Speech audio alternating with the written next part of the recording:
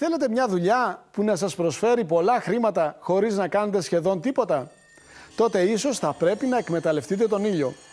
Κάποτε βλέπαμε στα χωράφια σιτηρά, βαβακοφυτίες ή καπνοκαλλιέργειες. Τελευταία βλέπουμε φωτοβολταϊκά πάρκα.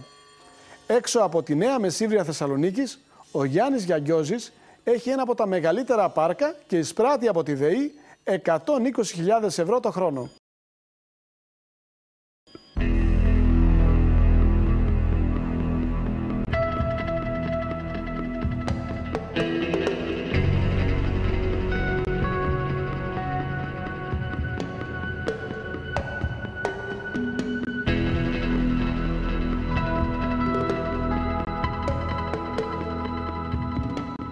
Πριν κάπου μια 20 ετία είχα πάει στη Γερμανία και στη Σουηδία ταξίδι. Εκεί είχα δει τα φωτοβολταϊκά, είχα δει ανεμογεννήτριες και πλέον το είχα βάλει σαν όνειρο και σκοπό κάτι τέτοιο να κάνω και εδώ στην Ελλάδα. Και έτσι δημιουργήσατε το δικό σας πάρκο. Και έτσι ναι, μόλις ξεκίνησε η ιστορία εδώ με τα φωτοβολταϊκά, ξεκίνησα κι εγώ τις αιτήσεις. Πόσο καιρό ξεκινήσατε και τι ακριβώς έχετε κάνει εδώ? Ξεκίνησα πριν μια πενταετία περίπου και στήσαμε αυτό που βλέπετε εδώ μπροστά σας, το οποίο παίρνουμε τον ήλιο και το μετατρέπουμε σε ρεύμα, ενέργεια. Είναι ένα πάρκο 149,8 κιλοβάτ, είναι το μεγαλύτερο που υπάρχει αυτή τη στιγμή στο νόμο Θεσσαλονίκης. Στην Ελλάδα από πέρσι δειλά-δειλά ξεκινήσαν να γίνονται εγκαταστάσεις. Η πρώτη εγκατάσταση έγινε το 2007 το καλοκαίρι στο Μαγικό Ξάνθης και η δεύτερη εγκατάσταση έγινε στον Κορινό Πιερίας. Πόσο μπορεί να σας αποδώσει σε ένα χρόνο αυτή η εγκατάσταση που έχετε κάνει εδώ? Γύρω στις 120.000 ευρώ, σε ευρώ θα σου πω για να καταλάβετε, μέσω όρο το χρόνο, ανάλογα πάντα με την ηλιοφάνεια που υπάρχει, σε μια επένδυση γύρω στο εκατομμύριο. Είναι με 40% επιδότηση το συγκεκριμένο πάρκο, 35% είναι συμμετοχή τραπέζης και 25% ίδια συμμετοχή.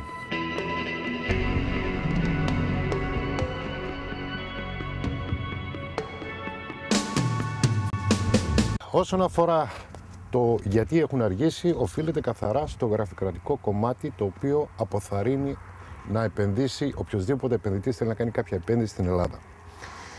Ακόμα και 4 χρόνια μετά το νόμο του 2006, το 3468, που από τότε ξεκινήσαν βασικά οι περισσότεροι επενδυτές, 4 χρόνια μετά, λοιπόν, παρά αυτά, ακόμα οι δημόσιες υπηρεσίες κολλησιεργούν όσον αφορά το θέμα των αδειοδοτήσεων. Γι' αυτό και τα έργα στην Ελλάδα είναι πάρα πολύ λίγα.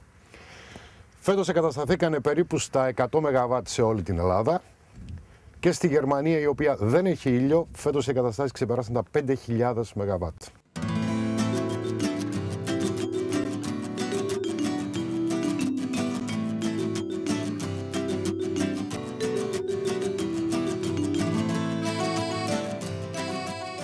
Τα πάνελ είναι κατασκευασμένα από πυρίτια. Λοιπόν, από το πυρίτιο αυτό μεταφέρεται η ηλιακή ενέργεια και γίνεται ρεύμα, το οποίο μέσω του μετατροπέα από εκεί και πέρα με τα καλώδια μεταφέρεται στον υποσταθμό και από εκεί στο δίκτυο της ΔΕΗ. Αυτό το πράγμα είναι ένα tracker. Έχει 60 πάνελ. Υπάρχουν 40, υπάρχουν και 80 και ανάλογα το τι θέλει ο καθένας να κάνει και τι πάρκο πρέπει να στήσει. Αυτό είναι το box, είναι το κουτί το οποίο καταλήγουν τα καλώδια στο κάθε πάνελ και τα οποία συνδέονται στη σειρά μεταξύ τους. Αυτά γίνονται ομάδες και έρχονται στον inverter. Από τον inverter πάνε στον υποπίνακα και από εκεί φεύγουν και πηγαίνουν στο σπίτι του υποσταθμού. Όλο αυτό το σύστημα. Το tracker τώρα κινείται πάνω με το μοτέρ. Έχει 2 μοτέρ. Το ένα είναι το elevation, το οποίο ακολουθεί την κίνηση βορρά-νότου. Και το άλλο είναι το κεντρικό το μοτέρ, το οποίο είναι Ανατολή-Δύση. Τώρα αυτή τη στιγμή, για παράδειγμα, το είδαμε να κινείται. Ακριβώς, το είδαμε να κινείται προς τη φορά του ηλίου.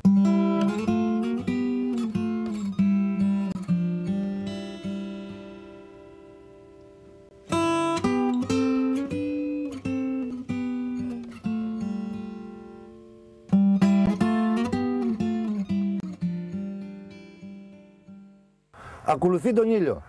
Είτε υπάρχει συννεφιά είτε δεν υπάρχει, ακολουθεί τον ήλιο. Όπου είναι ο ήλιος σύμφωνα με το πρόγραμμα, εκεί θα πάει. Και αν έχει συννεφιά.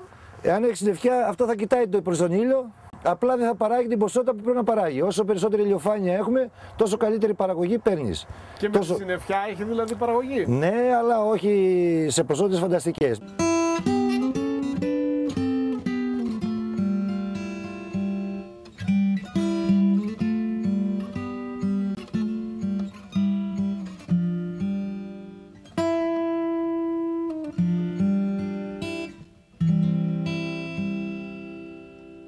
Εδώ ερχόμαστε, ας πούμε, το μήνα μια φορά, αν θα τύχει κάτι ή για να κάνεις ένα γενικό έλεγχο από κοντά. Υπάρχουν συστήματα παρακολούθησης τα οποία τα επιβλέπω εγώ από το σπίτι. Είναι με κάμερες, συναγερμούς, δορυφορικές λήψεις.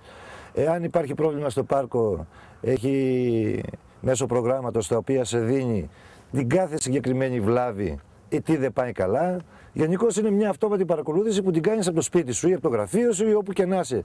Στο εξωτερικό να είσαι, μέσω κομπιούτερ μπορεί να τα ελέγχεις και να τα επιβλέπεις όλα. Δεν χρειάζεται δηλαδή να έρχεσαι καθόλου και λιγάκι. Καθόλου.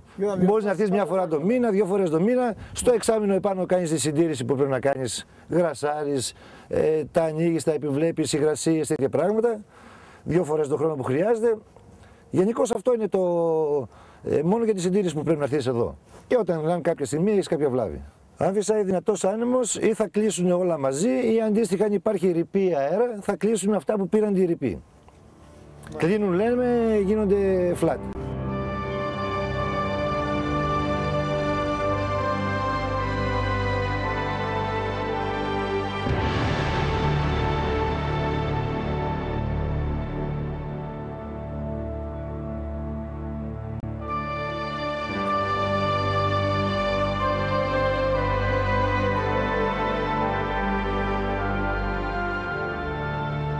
Αν γίνει παραβίαση του χώρου, πάλι μπορείτε να το καταλάβετε. Βεβαίως, χτυπάνε συναγερμοί, υπάρχουν και μάτια τα οποία συνδέουν γύρω-γύρω και λέιζερ.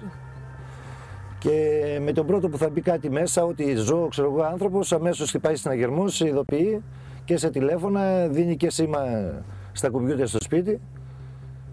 Οπότε δεν έχεις κάποιο πρόβλημα.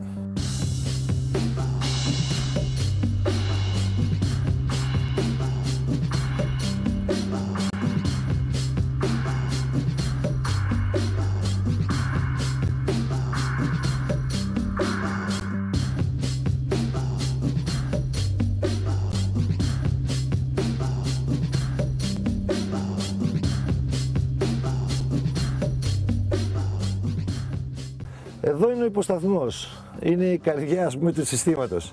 Εδώ καταλήγουν όλα τα καλώδια του πάρκου στον πίνακα της χαμηλής και από τον πίνακα της χαμηλής εδώ πέρα πηγαίνουν στους ηλεκτρονόμους της μέσης τάσης, από εδώ στον υποσταθμό πίσω και στο μετασχηματιστή πίσω και από εκεί στο δίκτυο της ΔΕΗ.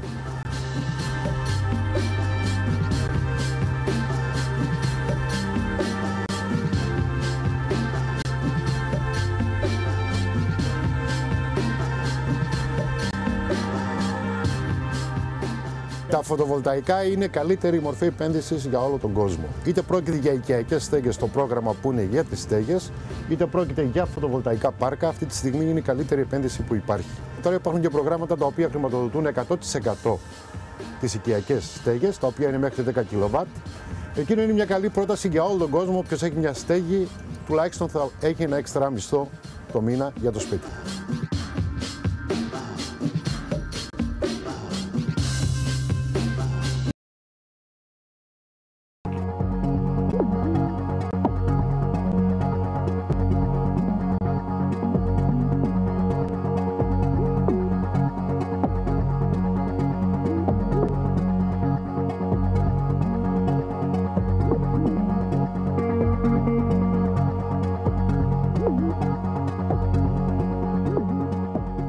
Σίγουρα για κάποιους αγρότες τώρα που κάναν την αρχή και θα πάρουν άδειες είναι καλή επένδυση, πάρα πολύ καλή επένδυση. Όσοι βάλουν θα είναι αρκετά ικανοποιημένοι. Πρέπει να βάλουμε και όχι μόνο οι αγρότες και οι επιχειρηματίες, πρέπει βασικά οι Έλληνες να κάνουν αυτή τη δουλειά εδώ, αυτή την επένδυση. Έχουμε ήλιο, η χώρα μας είναι κατάλληλη, έχουμε τις κατάλληλες κλιματολογικές συνθήκες. Είναι κάτι που κερδίζουμε και θα κερδίσουν στο μέλλον τα παιδιά μας. Γιατί πάνω απ' όλα είναι το περιβάλλον που προστατεύουμε. Έχουμε δωρεάν ενέργεια. Και ούτε με λιγνίτες, ούτε με όλα τα άλλα τα καύσιμα που κυκλοφορούν και επιβαρύνουμε το περιβάλλον.